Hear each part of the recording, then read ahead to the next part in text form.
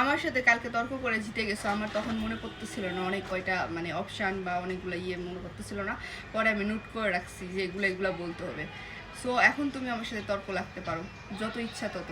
আজকে আমি একদম মুখস্থ করে আসছি, মানে যেটা বলবা তার পাল্টা যদি অ্যান্সার না দিতে পারি তারপর আমাকে বইলো। আমি এতদিনে মনে করো যে অনেক সহ্য করছি, বুঝছো? তারপর অনেক চিন্তা ভাবনা করে একদম লিস্ট করে রেখে দিছি যে এখন শুধু বলবা, সঙ্গে সঙ্গে অ্যান্সার দিব, একদম মিস হবে না। কালকে যে বললা যে বুয়া এসে সব করে দেয়, এটার অ্যান্সার এখন তৈরি করে। আচ্ছা, আমার সব প্রশ্নের একটা অ্যান্সার লাগবে না। এই জাস্ট সেট আপ।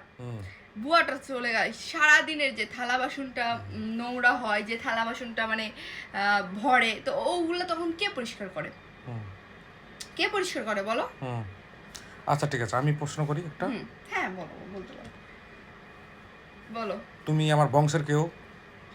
তোমার বংশের হতে দরকার কোনো স্ত্রীকে তার বংশের? আমি প্রশ্ন করি, একটা অ্যান্সার দাও। তুমি আমার বংশের কেউ?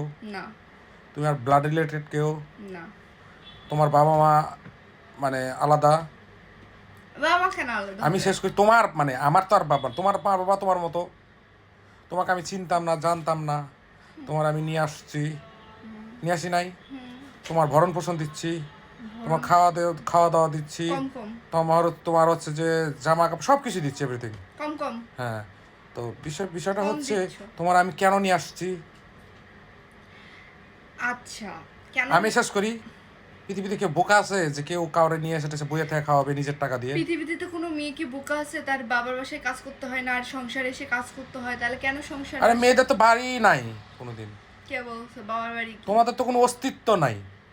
প্রথমে বাবার বাসায়, তারপরে স্বামীর বাসায়, তারপরে হচ্ছে যে ছেলে মেয়ের বাসায়, তারপরে নাতিপুতির বাসায়, তারপরে এই করতে করতে তোমাদের জীবন শেষ। আমার নামে বাসা আছে।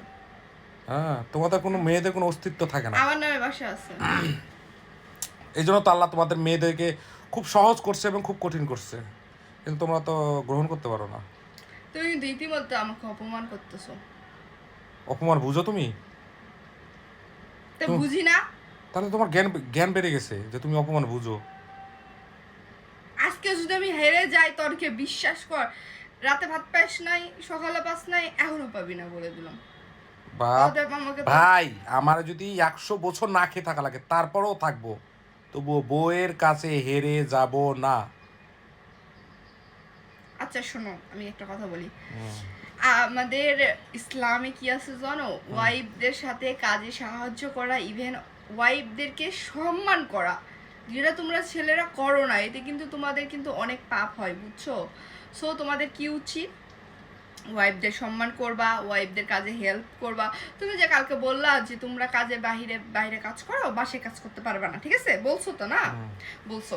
তাহলে এখন ভেবে দেখো, আমরা ভার্সিটি করি, সকালে রান্না করে থুয়ে যাই, ভার্সিটি থেকে এসে রান্না করি, তারপর আবার মনে করো যে সন্ধ্যায় নাস্তা পানি বানাই, তারপর মনে করো আবার রাতে রান্না করি, আবার সকালবেলা উঠে রান্না বান্না করে ভার্সিটি যেতে হয় আর করতে হয়।